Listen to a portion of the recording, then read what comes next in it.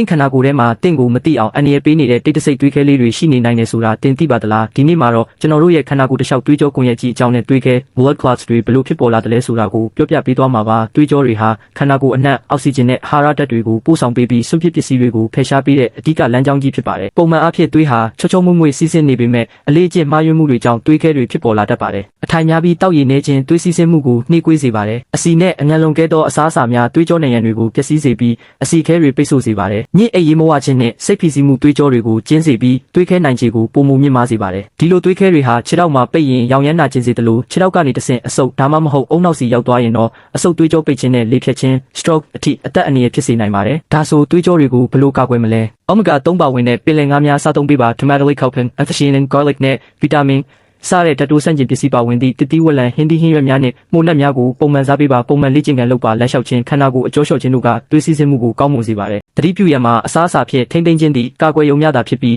သွေးခဲပျော်စေတောက်သုံးနေရသူများအနေဖြင့်အစားအသောက်ပြောင်းလဲရာတွင်ဆရာဝန်နှင့်တိုင်ပင်သင့်ပါတယ်တင့်ကျန်းမာရေးအတွက်ဗဟုသုတရတယ်ဆိုရင်ဒီဗီဒီယိုလေးကိုလိုက်ပေးခဲ့ဖို့မမေ့ပါတော့နောက်ထပ်ကျန်းမာရေးဆိုင်ရာအချက်အလက်တွေကိုသိရှိနိုင်ဖို့ကျွန်တော်တို့၏ channel ကို subscribe လုပ်ထားပေးကြပါဦး